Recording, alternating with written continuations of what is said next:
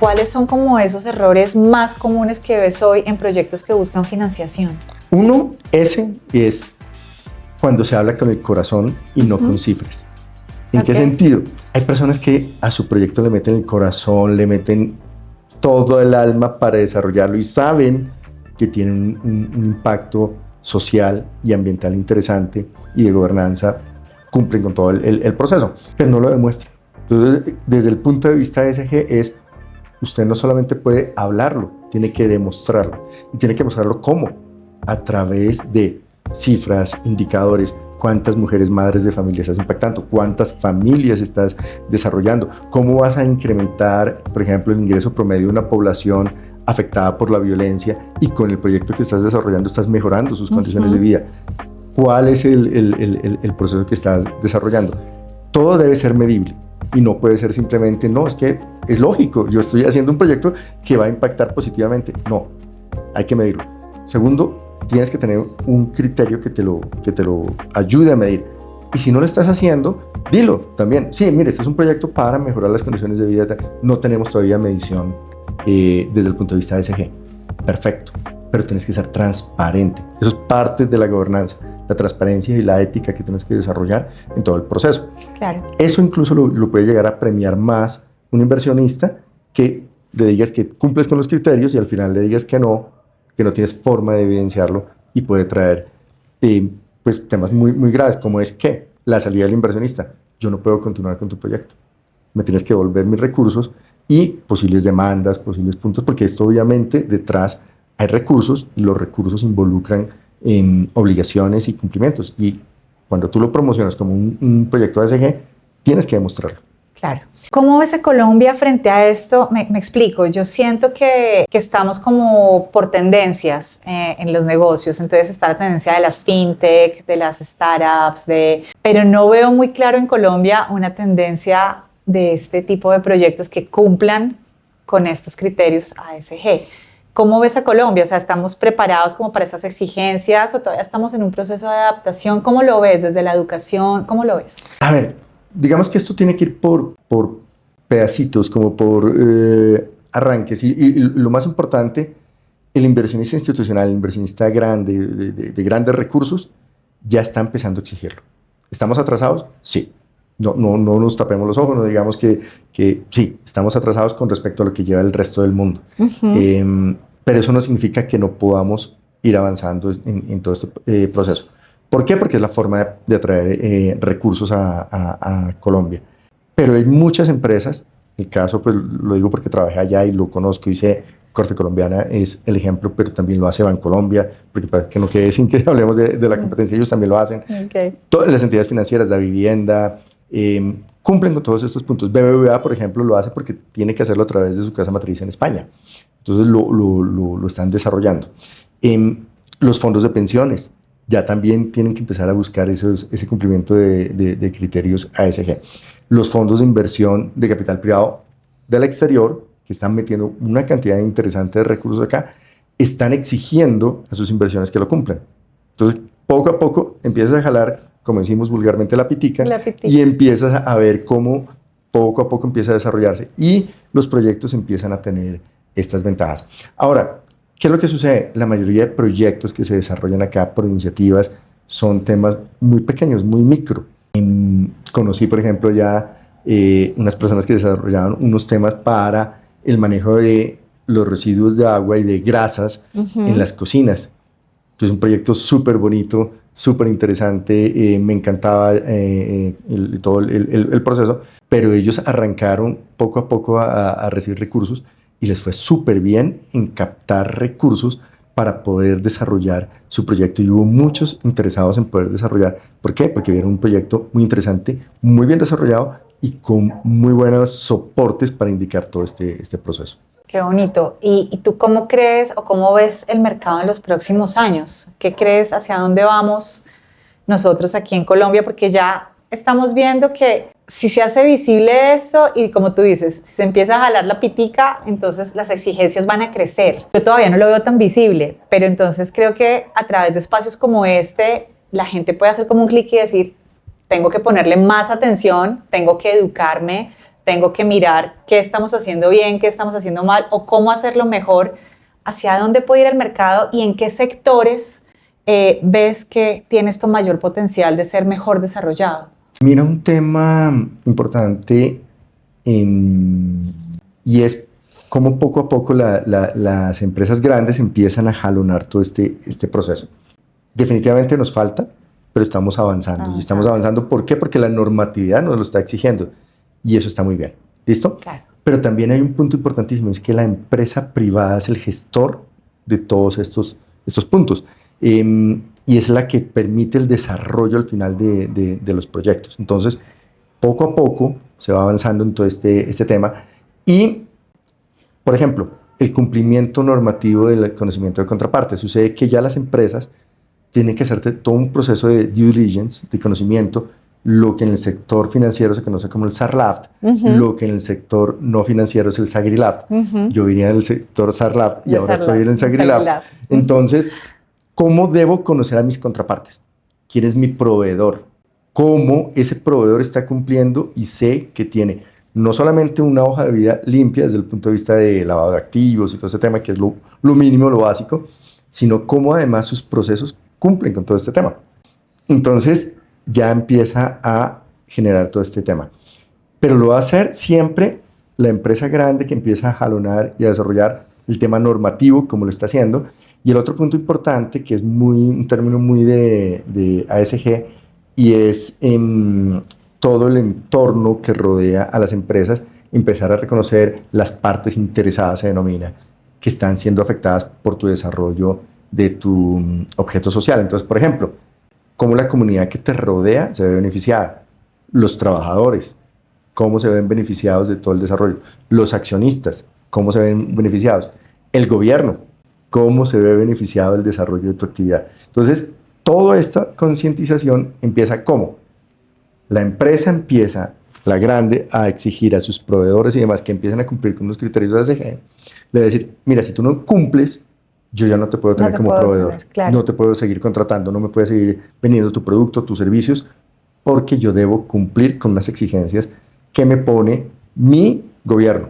Si estamos hablando del tema colombiano, pues el gobierno colombiano. Si estamos hablando de una empresa extranjera, el gobierno en el exterior. Y tiene que certificarse, tiene que cumplirse, tiene que empezar a sellar. Y hay unos formatos, entonces yo le certifico a través de ese formato de vinculación que yo estoy cumpliendo, etc. Al principio uno dice, pero es simplemente un formato, yo puedo decir cualquier cosa en el formato. Poco a poco se empieza a desarrollar todo ese tema y como decimos, jalando la pitica, uno empieza a llevar y a desarrollar todo este proceso y se da cuenta si la empresa cumple o no cumple con esos criterios. ¿Con base a qué? A las respuestas que te da a las preguntas que tú le formulas. Tiene un gobierno corporativo, tiene unas políticas definidas para la contratación, cómo usted selecciona, sí, yo tengo, no tengo, cómo hago todo este tema. Entonces sí, estamos avanzando. Desde mi punto de vista, vamos relativamente marchando rápido, lo que pasa es que nos demoramos mucho en todo este proceso. Llevamos un par de años donde la supersociedad ya nos está exigiendo, la superfinanciera sé perfectamente cuando estaba en el sector financiero que ya estaba también empezando a exigir a todas las empresas todo este proceso. Entonces, vamos poco a poco, esto no puede ser un cambio del día a la mañana, porque imagínate tú una empresa que le diga a sus proveedores, ninguno de ustedes cumple criterios ASG, los tengo que quitar. De acuerdo. No, oiga, ¿cómo así? Deme un plazo para desarrollar. Eso es lo que está sucediendo. Pero entonces acá sería, señores empresarios, infórmense, viene normativa, es de obligatoriedad, tenemos que hacer la transición, tenemos que evolucionar y entrar, porque si no nos quedamos por fuera. De acuerdo. Incluso yo creía que el empresario ya debe estar consciente porque yo estoy preparando mi segundo informe de sostenibilidad, presentándole a la compañía todo lo que hemos desarrollado en todo el proceso. Y el proceso involucra todos estos ejes y otros ahí que están ahí metidos, diciendo qué han hecho las empresas para cumplir todo esto. Entonces el empresario ya debería estar por lo menos notificado que hay unos cumplimientos normativos que va a ser vigilado por qué entidad, cómo se desarrolla. Yo tengo que cumplir y empezar a demostrar qué pasos se da. Puede ser que esos pasos sean más lentos o más rápidos. ¿Listo? Depende mucho cuál es el empeño que le ha metido. Pero bajo el concepto de, si yo no empiezo a darle y a meterle el acelerador a este punto, puede ser que yo no pueda seguir contratando con esas empresas grandes. Por ejemplo, un Ecopetrol. Ecopetrol ya debe estar exigiendo a sus proveedores el cumplimiento de una cantidad de temas ASG. Tú vas a decir, no, pero es que Ecopetrol, el tema de petróleo, esos son súper contaminantes. No, Ecopetrol ha hecho un trabajo interesante en todo este proceso. Desde hace muchos años ya lleva en todo un proceso de energías renovables, marcado también por ese lado, y cómo empezar a minimizar el impacto de la huella que tiene Ecopetrol como tal, porque pues sí, el tema de hidrocarburos es uno de los grandes contribuyentes a todo el proceso ambiental, pero ellos están también minimizando y llevando una serie de actividades para mejorar su huella. Y al final se lo van a exigir a sus proveedores. Y al final esos proveedores a su misma vez lo van a exigir a quienes les están suministrando servicios. Entonces esa pita la vamos a empezar a jalar. Eso me encanta y me parece muy bonito, y creo que también los colegios, o sea, desde los colegios debe salir toda esta formación en los niños, porque tuve una conversación en otro café fiduciario con otro invitado muy interesante, y hablábamos de la inteligencia artificial, de este mundo tan virtual, tan de cero conexiones, y de alguna manera cumplir estos requisitos ASG ambiental, social, de gobierno, nos hace volver a ser un poco humanos y a pensar en que tenemos que cuidar más y mejor nuestros recursos, y que los negocios no pueden ser solamente negocios por rentables, sino negocios porque nos sirven, porque nos hacen más humanos y porque nos permiten cuidarnos.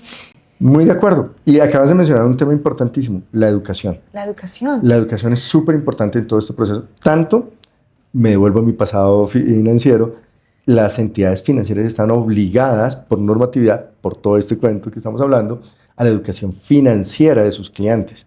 ¿Por qué? Porque ellos deben tener el criterio suficiente para saber qué producto es el que mejor se les acomoda a sus necesidades. ¿Listo?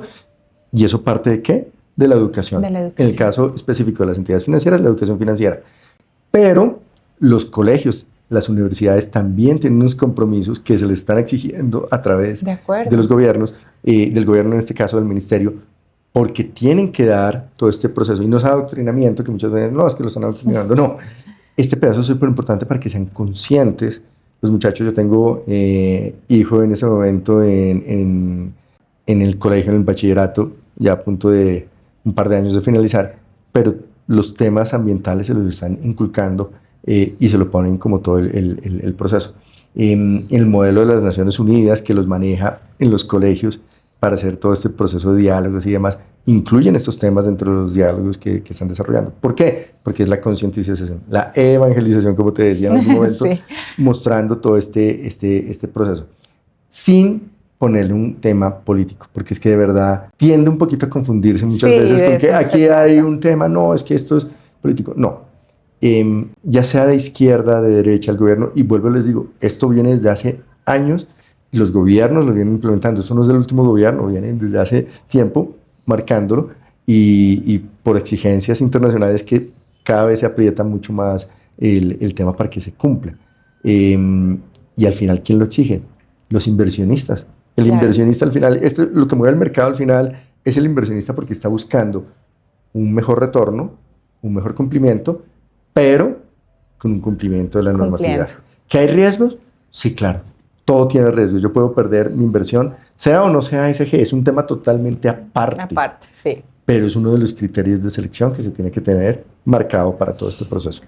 Daniel, y para terminar, ¿qué debería empezar a hacer hoy alguien que quiera que su proyecto realmente sea financiable? Pareciera que la respuesta es muy clara y es cumplir con todos los requisitos, pero creo que podemos ir un poquito más allá.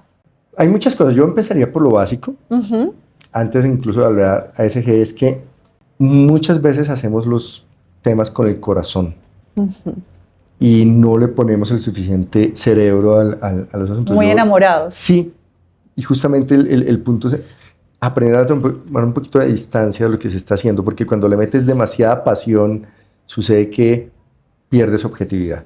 Sí. Entonces los proyectos deben tener, sí, meterle la ficha, meterle el alma, sacarlo adelante, pero intentar ser muy objetivo en todo el proceso. Incluir siempre una variable que es súper importante, son los riesgos. Muchas veces no se miden bien, o se minimizan, o no se están llevando de la manera adecuada. Y estos son uno de los puntos que ASG exige. Muéstreme los riesgos bien ponderados. ¿Y cómo se llaman? No es que las inversiones no tengan riesgo, por el contrario, todo, absolutamente todo, cualquier decisión que tengas en la vida va a tener un riesgo. Riesgos. ¿Cómo lo estás minimizando? ¿Cómo lo estás manejando? Y lo que se denomina el riesgo residual, lo que queda después de esas mitigantes que le has tomado, cuáles son los riesgos reales que está tomando el inversionista. Y sobre lo que no pudiste mitigar, porque va a haber unos riesgos que son totalmente inmanejables, pues definitivamente qué es lo que quiere asumir el inversionista. Eso por un lado. Es decir, un poquito menos de corazón en el momento de estructurar, más cerebral, más financiero, más de datos, llevarlo, tener diferentes escenarios, porque puede haber un escenario optimista, el escenario pesimista, el escenario más probable, y llevando los diferentes factores y qué condiciones son los que llevan a cada uno de esos escenarios. Y lo más importante es el tema del impacto ambiental. Y si no hay forma de medirlo y controlarlo, ser también súper claro. Mire, voy a hacer este proyecto, voy a impactar a esta comunidad desde el punto de vista positivo, voy a mejorar sus condiciones, pero no tengo criterios para poderlo, porque no tengo un histórico, por ejemplo, o no he podido llevarlo, extrapolarlo para hacerlo de esta manera. Puede ser que un inversionista que vea el potencial en el proyecto decida, listo, yo voy a poner a mi evaluador, a mi auditor, a que evalúe cuál va a ser el impacto y cómo está mejorando las condiciones. Pero si se habla claro desde un principio. Entonces, creo que ese punto es importante. La estructuración, tener varios escenarios, no meterle tanto el corazón. Suena raro porque a pesar de que se le mete el alma, pero saberlo llevar en todo ese proceso. Y por último, ser muy claro en todo el proceso frente al inversionista, saber a qué se está teniendo. Daniel, muchísimas gracias. Realmente es un gusto hablar con personas como tú, que traen como toda esta experiencia, que nos abren un poquito los ojos, que hacen visibles temas que realmente aún son invisibles, pero que son fundamentales y que son importantes, y que, te reitero, siento que nos devuelven un poquito a ser humanos en medio de todo este tema de inteligencia artificial, que la usamos y que es buenísima y que nos genera eficiencias, pero necesitamos ser más humanos y ser más conscientes. Entonces, te agradezco por esta conversación y por este tiempo que nos has dado en este ratito. A ti, mil gracias, Carolina. Muchas gracias, muy interesante. El mayor de los éxitos y que sean súper como les ha ido hasta ahora. Muchísimas gracias, Daniel. Y a ustedes, muchas gracias por acompañarnos. Los esperamos en un próximo episodio de Café Fiduciario, jueves 7 de la mañana. Recuerden suscribirse, darle like, compartir y bueno, no se pierdan esas conversaciones que son muy interesantes. Gracias, adiós.